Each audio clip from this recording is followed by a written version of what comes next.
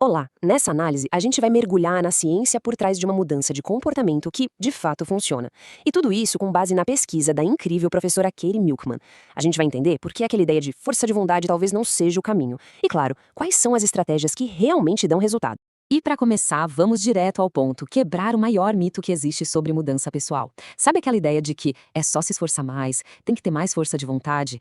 Pois é, a ciência mostra que é justamente esse pensamento que, na maioria das vezes, nos coloca no caminho do fracasso.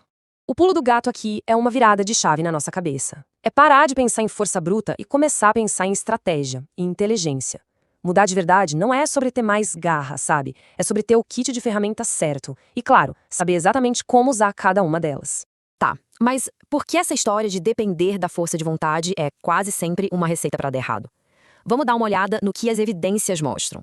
A gente cresce ouvindo que mudar é sobre aguentar o tranco, sabe? Empurrar uma pedra morro acima, todo dia. Só que a realidade é bem diferente. A mudança que funciona de verdade vem de redesenhar o caminho, de tornar o que é difícil um pouco mais fácil. O sucesso, no fim das contas, não vem da teimosia, da resistência pura, mas sim da inteligência de um plano bem feito.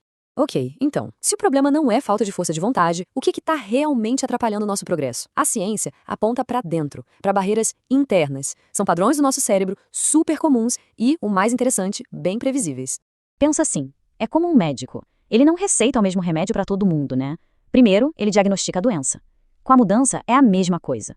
Uma abordagem tamanho único não funciona, porque o que trava uma pessoa é diferente do que trava outra. Então, o primeiríssimo passo é entender o que exatamente está nos segurando.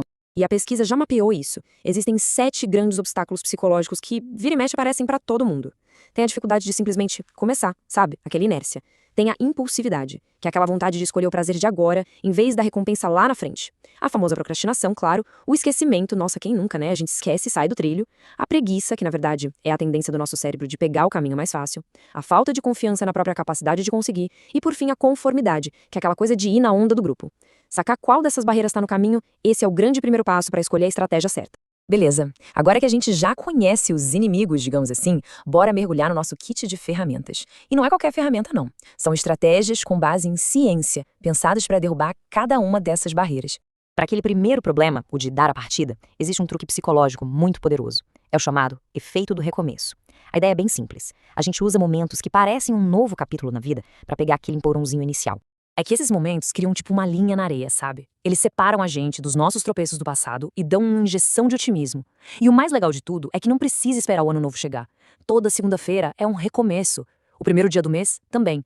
A gente pode criar esses marcos para dar um gás novo sempre que a gente precisar. Agora vamos falar da impulsividade. Ah, essa é clássica. Como é que a gente luta contra aquela vontade de fazer o que é gostoso agora, em vez do que é bom pra gente no futuro? A estratégia aqui é genial. Em vez de lutar contra, a gente une as duas coisas. O nome dessa técnica é empacotamento de tentações. Olha que simples. Só dá pra assistir aquela série viciante enquanto estiver na esteira da academia. Ou só pode ouvir aquele podcast que não se perde um episódio enquanto estiver lavando a louça. A gente basicamente gruda a tarefa chata em algo super prazeroso. E aí a tarefa chata fica bem mais legal. E a tal da preguiça, aquela tendência natural do nosso cérebro de querer economizar energia a todo custo. A gente não luta contra ela, a gente a usa a nosso favor. A ideia é virar um arquiteto do nosso próprio ambiente, para deixar as escolhas certas muito fáceis e as escolhas erradas bem difíceis. O segredo é esse, diminuir a dificuldade, o atrito daquilo que a gente quer fazer. Deixar a roupa da academia separadinha na noite anterior é um exemplo clássico. E ao mesmo tempo, aumentar o atrito para o que a gente quer evitar. Sei lá, esconder o controle da TV ou tirar as pilhas dele. Desse jeito, a nossa própria preguiça começa a jogar no nosso time. Certo, e a falta de confiança, e aquela tendência de seguir a manada, a conformidade. Para isso, a gente olha para o nosso ambiente social, que tem um poder gigantesco. Ter alguém junto na jornada não só aumenta o compromisso, como também deixa tudo mais leve, mais divertido e mais possível. Tem um estudo que mostra isso de forma impressionante. Pessoas que combinavam de ir juntas para academia com um amigo tinham 35% mais chances de realmente ir. É muita coisa. Esse compromisso social, essa responsabilidade com o outro é um motivador, nossa, poderosíssimo. Ok, então a gente já entendeu as barreiras, já vimos algumas ferramentas. Agora a pergunta é, como é que a gente junta tudo isso num sistema que funciona na prática, no dia a dia? O princípio mais importante de todos é este. A gente só continua fazendo aquilo que é de alguma forma prazeroso. Persistência vem de prazer, não de sofrimento. Se uma atividade é um martírio, pode esquecer, ela não vai virar um hábito.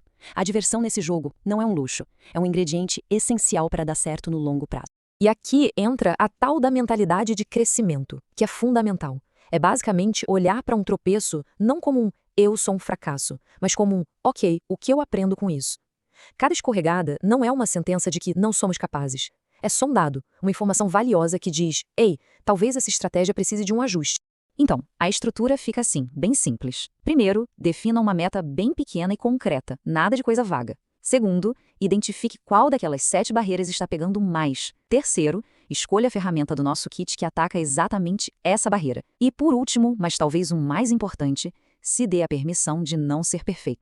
Isso é importantíssimo. A pesquisa mostra que quem é mais gentil consigo mesmo depois de um deslize tem muito mais chance de sucesso no final das contas. Autocompaixão não é passar a mão na cabeça. É a estratégia que permite que a gente levante e tente de novo, em vez de chutar o balde e desistir de tudo. No fim do dia, a mudança que se sustenta não é sobre se tornar uma pessoa com uma disciplina de super-herói. É sobre se tornar um bom engenheiro do próprio ambiente e das próprias escolhas. A verdadeira chave para a mudança, então, não está na força que se tem, mas nas estratégias que se usa.